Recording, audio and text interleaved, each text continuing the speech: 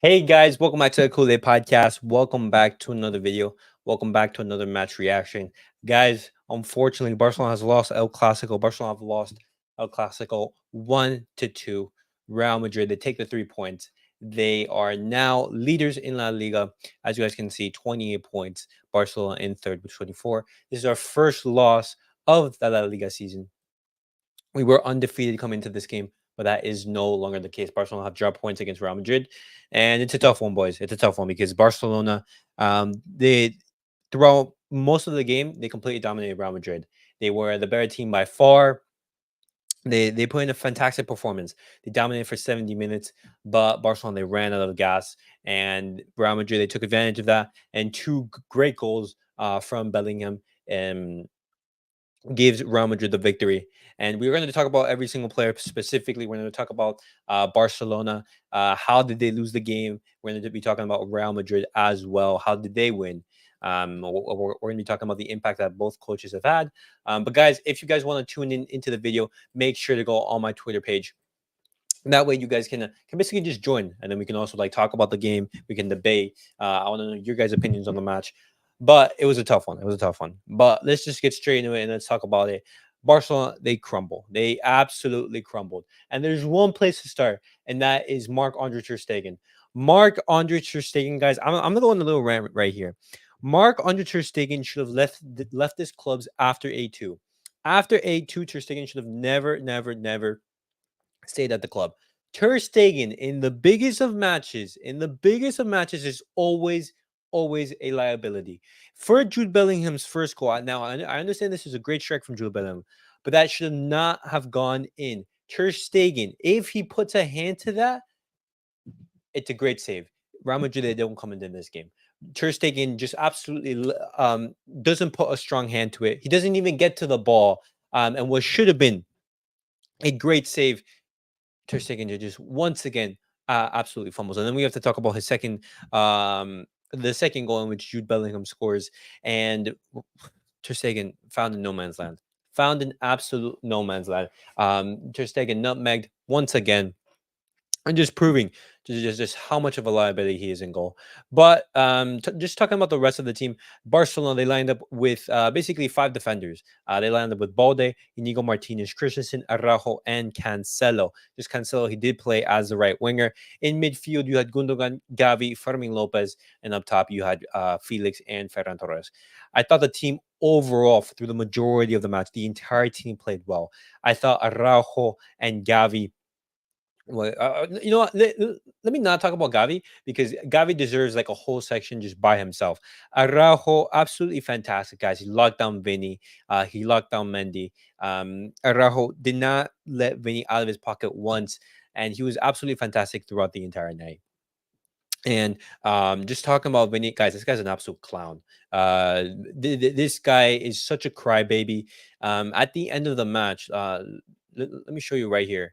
When Vinicius was subbed off today, he was celebrating and wasting time provocatively in front of the Barcelona fans. In front of the Barcelona fans, he was celebrating, and Carlo Ancelotti didn't like it and immediately grabbed him by the hands to send him to the bench. This is exactly why people what's it called? I don't condone any racial abuse, but this is exactly why people don't like Vinny Jr.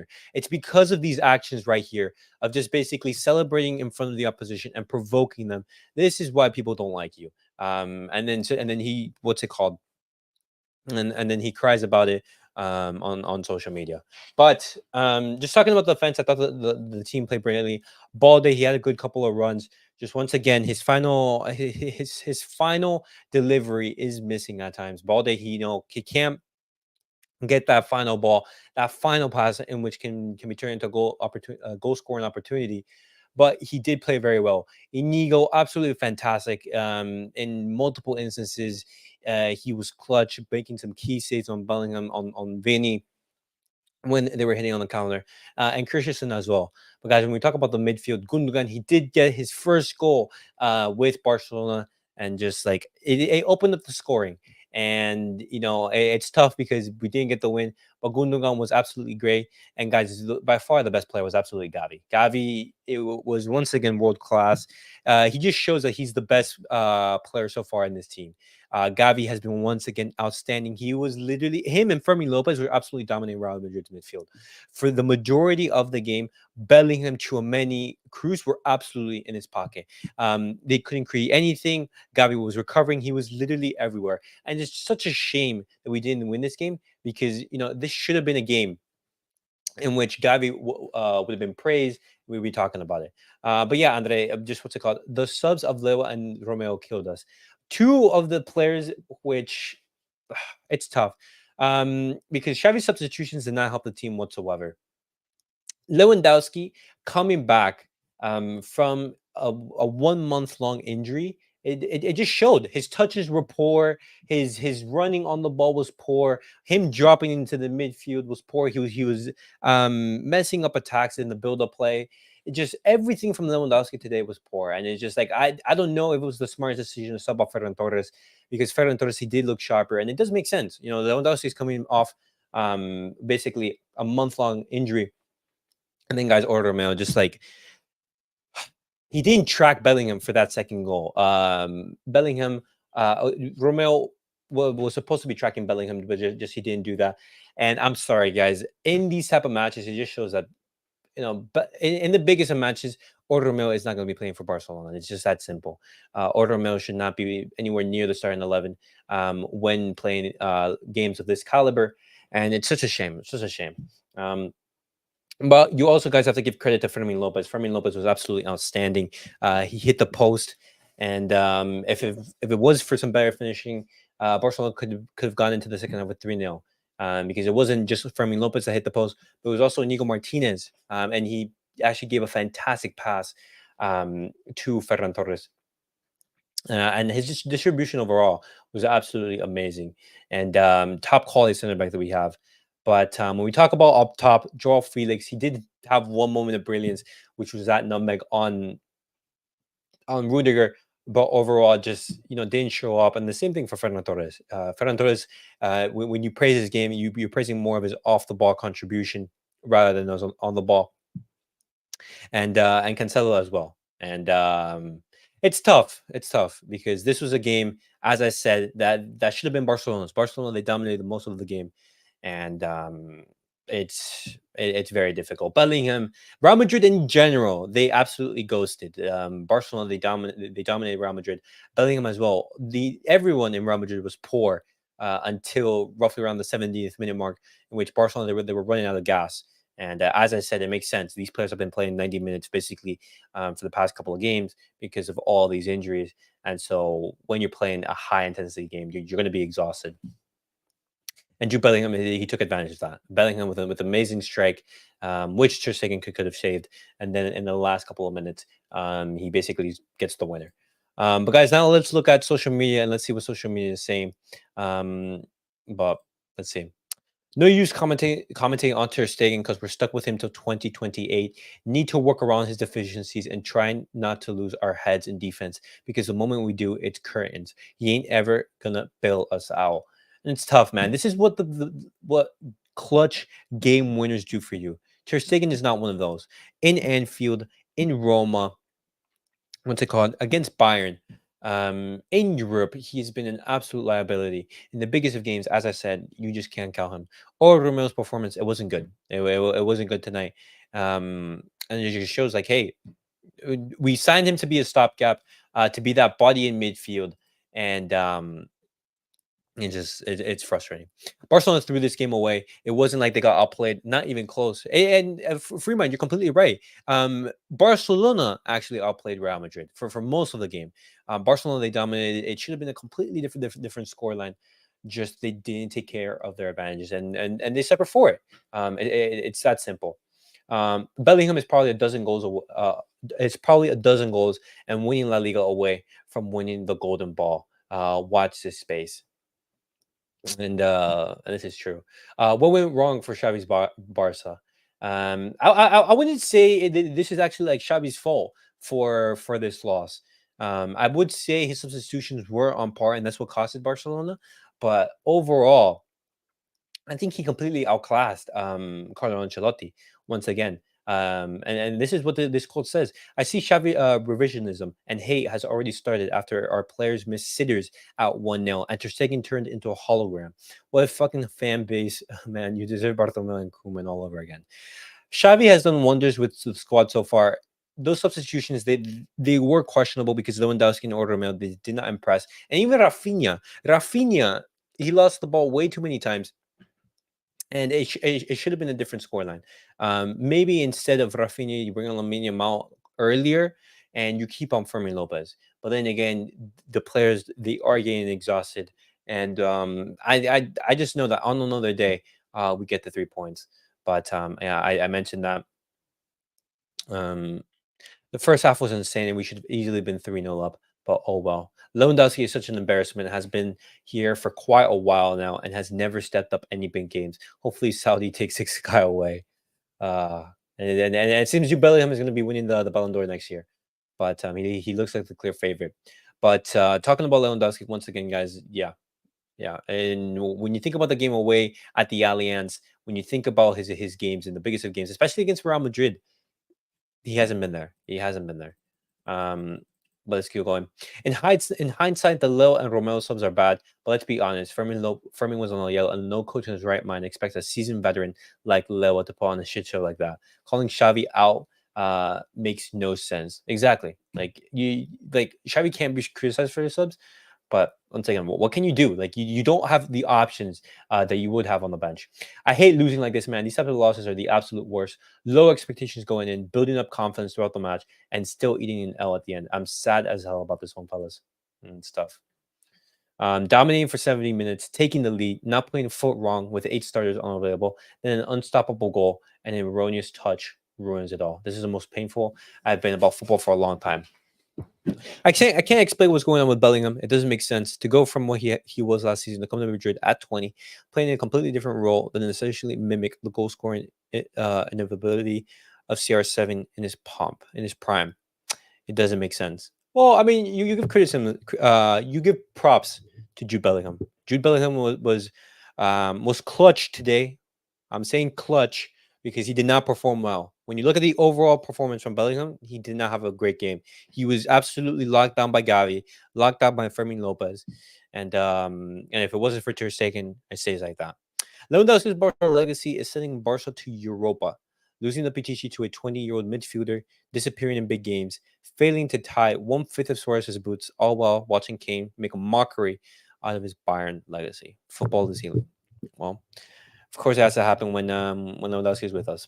But Barcelona's technical staff sees the arrival of a pivot and striker in Vitor Roque as crucial moves in winter transfer window. Those are two positions in which do want Barcelona to strengthen both the pivot and the striker. Vitor Roque, he's going to be that backup striker, which is going to add that much needed depth. But we do need more midfield options, guys.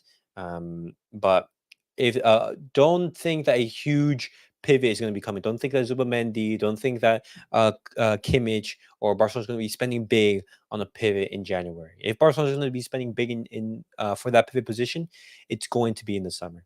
But Gavi was in tears at the end of the match against Real Madrid. He went straight to the fans to applaud and thank them.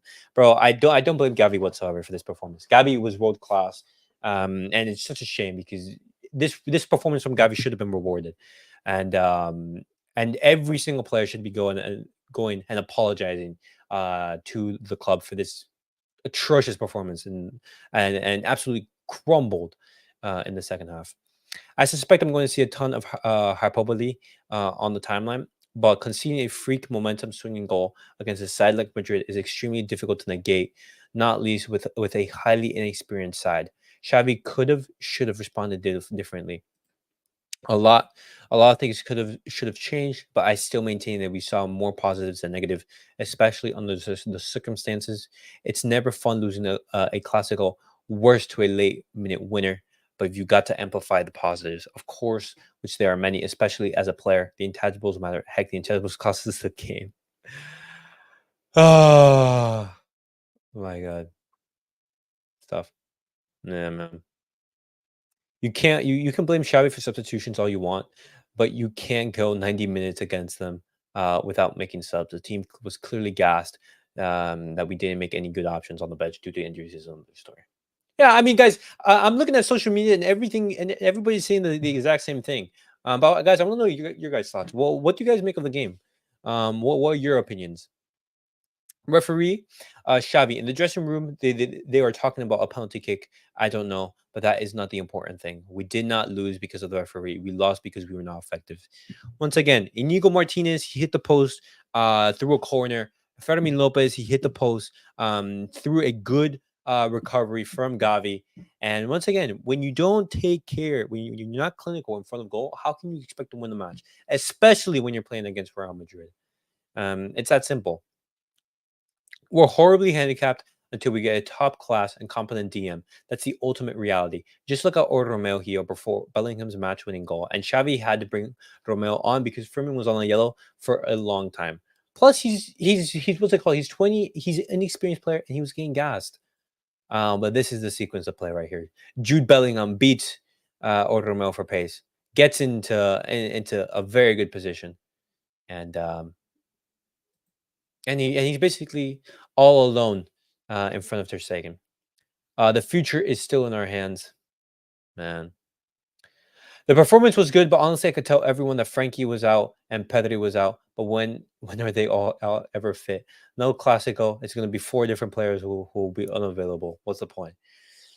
This is why we need key depths. Just remember that 5 Barca starters were missing in the 11 against Real Madrid due to injury/recovery. Man, Koundé, Frankie, my God, guys, what a difference Frankie De Jong would have made in this game, as well as Pedri. These are the 2 players that I would have loved to have, both Pedri and Frankie, man. And it's so frustrating, so frustrating. But guys, let's spend like the next 2 minutes just quickly going. Just give any final thoughts. Don't let the loss make you forget about the absolute masterclass from this lad. First name on the team sheet. Once again, fantastic from Gavi. Fantastic work. This is just Lewandowski criticism. Man, these are 100 mil. I don't know what we do about the DM situation. We are broke, and the salary cap will limit us even more next season. Romeo is way worse than even current Busquets. Jude Bellingham will get most of the credit, but El Clasico completely changed when Eduardo Camavinga came onto the pitch for Real Madrid. Once again, Camavinga, he's that super sub. He's a super sub that you want to have in the team. He can make those differences. And I was saying the same thing when we were doing the match along. Barcelona fans, Bellingham only scores against a small club. Yeah, whatever. We were still the better side today, but hey, that's life. Mark Ter Stegen, we have been punished with 2 goals that came out of nowhere. Oh my God. What can you say about this guy anymore? You slander him, his fans defend him, he fucks up in a big game, the fans and the coaching staff still defend him, gets asked what went wrong, acts oblivious to his errors. What can you do? If you put a monkey in the driver's seat of a car and it crashes, the monkey's not to blame, is it? It's the guy that put him there. We, the fans and the coaching staff, are the architects of our own downfall. No goalie would have stopped either of one of those goals. This is on Xavi and his subs. Stop the hate towards Ter Stegen. Nonsense. What? Ter Stegen could have done better on the first one. The second one was just unfortunate. This is not on Xavi. Man, it's tough. It's a tough game to swallow, guys. It's a tough game to swallow.